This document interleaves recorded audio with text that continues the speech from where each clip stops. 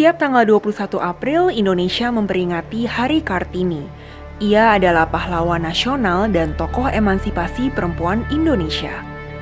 Bagi kamu yang belum terlalu mengenal atau mendalami sejarah Kartini, mungkin hanya sekedar memperingati hari lahirnya itu dengan mengenakan kebaya, seperti yang diterapkan di lembaga pendidikan atau perkantoran. Yuk kita kenalan lebih jauh dengan sosok Ibu Kartini.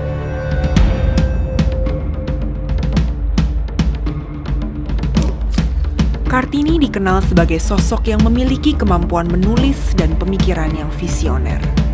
Secara tidak langsung, ia adalah salah satu tokoh yang berpengaruh dalam kemajuan Indonesia dari pemikiran-pemikiran yang terbelakang. Menariknya lagi, Kartini hanya mengenyam pendidikan formal sampai tingkat sekolah dasar saja. Bagaimana Kartini bisa menjadi orang yang kita tahu seperti saat ini?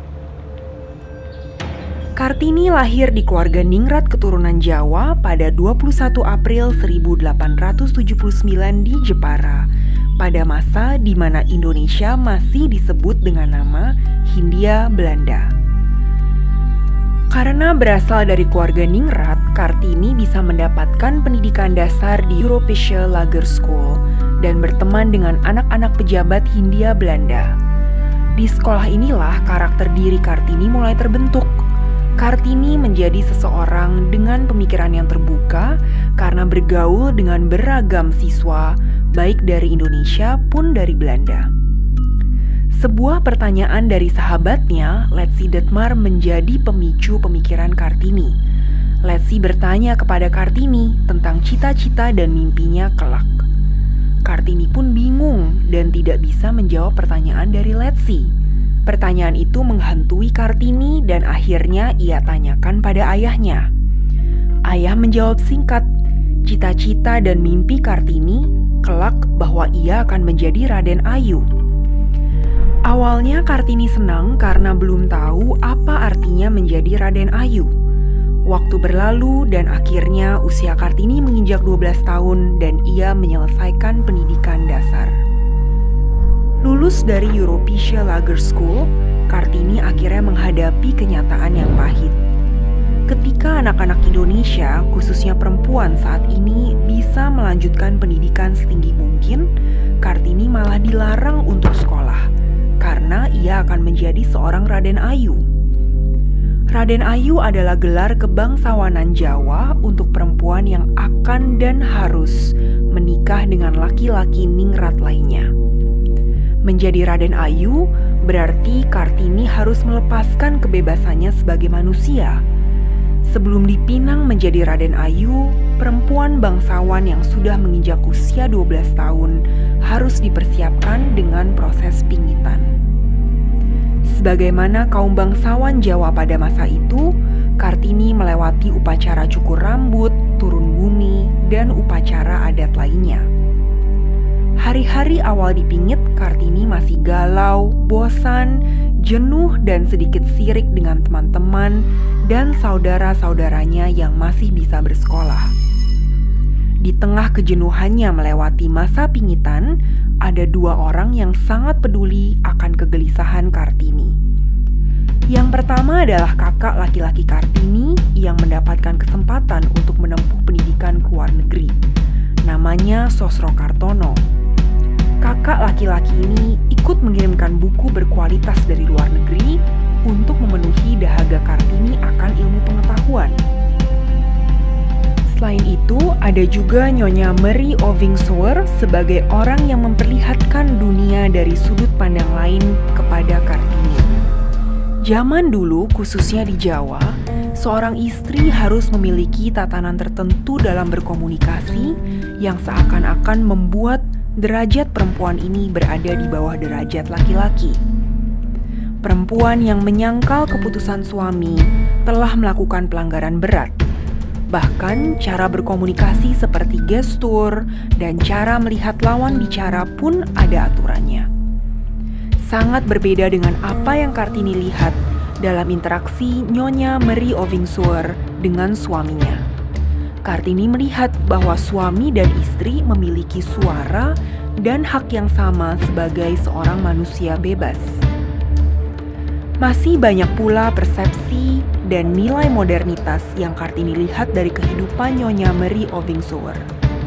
Dari buku-buku yang ia baca dan juga dari interaksi dan diskusi Kartini dengan keluarga Ovingsower, Kartini pun merasakan bahwa seorang perempuan pribumi juga pantas mendapatkan hak yang sama dengan laki-laki.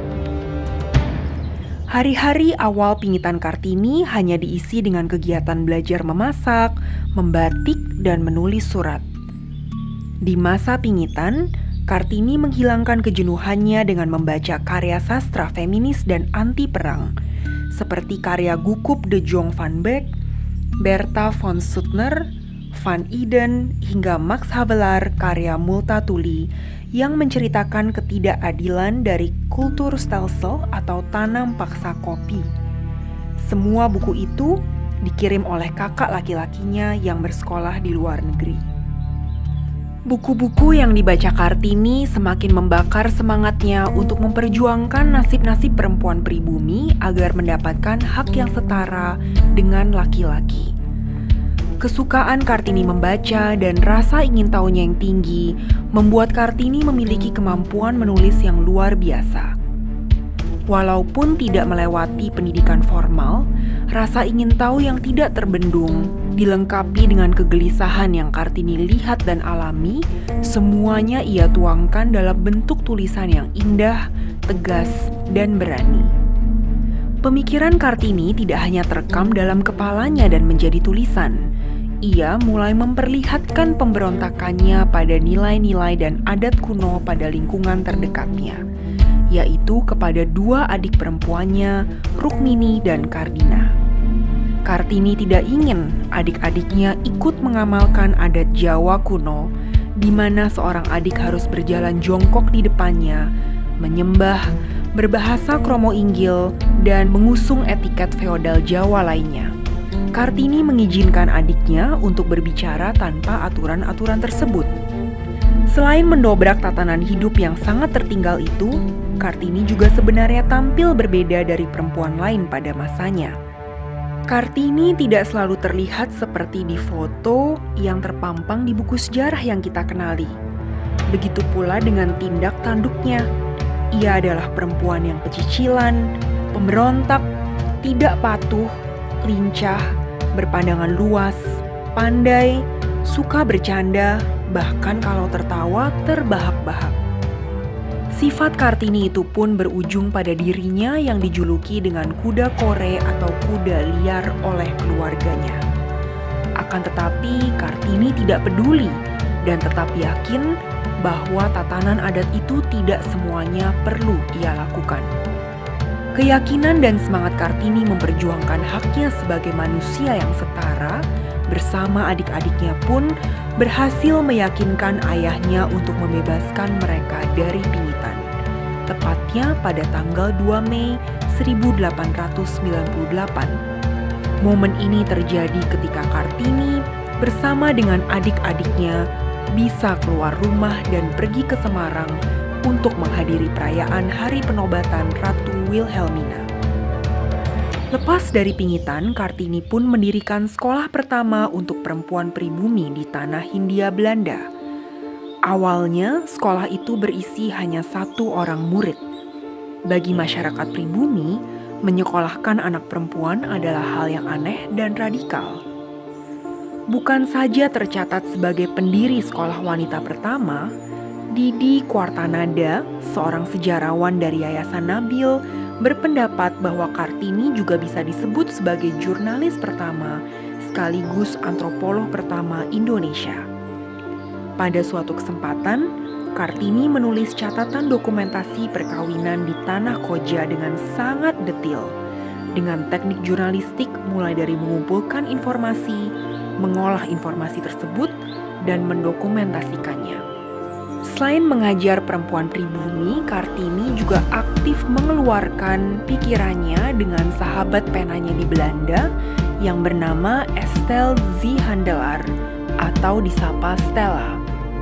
Dari Stella, Kartini mengenal lebih banyak tokoh feminis Eropa seperti Abenda Non, Rosa Manuela, Hendrik de Boy, Hilda Gerarda, Henry Hubert van Cole, dan lain-lain. Kartini dalam pingitan masih memiliki impian untuk menuntut ilmu dan melihat dunia lebih luas. Ia mengajukan permintaan untuk sekolah ke luar negeri ke Direktur Departemen atau yang setingkat menteri sekarang, Pendidikan Agama dan Industri Hindia Belanda, Bapak J.H. Abendanon. Permintaannya itu sayangnya ditolak oleh Abendanon karena ia tidak mau masyarakat lokal memiliki persepsi negatif terhadap Kartini. Pertimbangan lainnya juga adalah sekolah yang dibangun oleh Kartini semakin banyak siswanya dan terus berkembang. Selain itu, kondisi kesehatan ayah Kartini juga semakin memburuk, sehingga niat keberangkatan Kartini untuk melanjutkan sekolah ke luar negeri pun harus diurungkan. Pada pertengahan tahun 1903, saat itu Kartini berusia 24 tahun. Kartini yang ingin melanjutkan studinya sebagai guru terhalang karena ia mendapat lamaran pernikahan dari Bupati Rembang KRM Adipati Aryo Joyo Adiningrat. Kartini dilamar untuk menjadi istri keempatnya. Awalnya Kartini tidak mau. Ayah Kartini pun cukup egaliter dan tidak memaksakan Kartini untuk menikah. Namun pada saat itu, perempuan yang usianya sudah mencapai 24 tahun dan masih melajang adalah sebuah aib. Omongan orang ini pula yang membuat sakit ayah Kartini semakin parah. Melihat kondisi ayahnya itu, Kartini pun akhirnya bersedia dinikahi oleh Adipati Aryo Joyo Adiningrat. Tetapi Kartini memberikan beberapa syarat dalam ikatan pernikahan tersebut. Yang pertama, Kartini tidak mau ada proses jalan jongkok, berlutut, menyembah kaki pria, dan gestur-gestur lain yang melambangkan ketidaksetaraan. Lainnya, Kartini juga minta untuk diperbolehkan berbicara dengan suaminya dengan bahasa Jawa Ngoko, bukan bahasa Kromo Inggil. Adipati Aryo Joyo Adiningrat menerima syarat itu karena wasiat mendiang istrinya yang ingin anak-anak mereka diasuh dan dibesarkan oleh Kartini. Dari pernikahannya dengan Adipati Aryo Joyo Adiningrat, lahirlah seorang anak pertama laki-laki yang diberi nama Raden Mas Susalit Joyo Adiningrat. Sayang, 4 hari setelah proses melahirkan, kondisi tubuh Kartini menurun secara drastis. Ia pun meninggal dunia pada 17 September 1904 pada usia 25 tahun. Setelah Kartini wafat, J.H. Abendanon mengumpulkan dan membukukan surat-surat yang pernah dikirimkan Kartini kepada teman-temannya di Eropa. Kumpulan surat-surat itu pun ia susun menjadi sebuah buku dengan judul Dari Kegelapan Menuju Cahaya. Buku kumpulan surat Kartini ini membuat geger Amsterdam ketika diterbitkan tahun 1911. Sejak saat itu, suara Kartini pun terdengar jauh hingga ke seluruh Eropa dan Hindia. Dari buku yang berisikan gagasan Kartini itu pun, ia semakin dikenal sebagai sosok perempuan pertama yang memecah keheningan dan yang menjadi suara inspirasi, sekaligus juga menjadi pelopor dari revolusi budaya di tanah Nusantara. Pada tanggal 2 Mei 1964, Presiden Soekarno mengeluarkan keputusan Presiden Republik Indonesia nomor 108 tahun 1964 yang menetapkan Kartini sebagai pahlawan kemerdekaan nasional. Ia menjadikan tanggal kelahiran Kartini sebagai Hari Kartini yang kita ketahui dan rayakan saat ini. Warisan Kartini pada peradaban Indonesia tidak hanya lahir dalam bentuk buku saja. Pada tahun 1912, Yayasan Kartini yang didirikan oleh keluarga Van Deventer mendirikan sekolah wanita di Semarang yang disusul oleh sekolah wanita di Surabaya, Yogyakarta, Malang, Madiun, Cirebon, dan daerah-daerah lainnya. Sekolah itu dinamakan Sekolah Kartini. Nah, demikian sejarah hidup Kartini yang cukup pendek selama 25 tahun. Meski begitu, ia mampu memberikan begitu banyak kontribusi pada Indonesia dengan segala keterbatasan dan tantangannya. Jadi, Kartini itu bukan hanya seorang wanita yang mengenakan kebaya saja ya. Sebenarnya masih banyak lagi sisi kehidupan Kartini yang tidak kalah menarik untuk kita dalami dan renungkan. Informasi lebih lengkap soal kehidupan dan perjuangan Kartini tidak hanya terangkum di buku Habis Gelap, Terbitlah Terang. Ada juga refleksi pemikirannya di buku Emansipasi yang berisikan 119 surat tentang pemikiran dan gagasan revolusioner Ibu kita Kartini.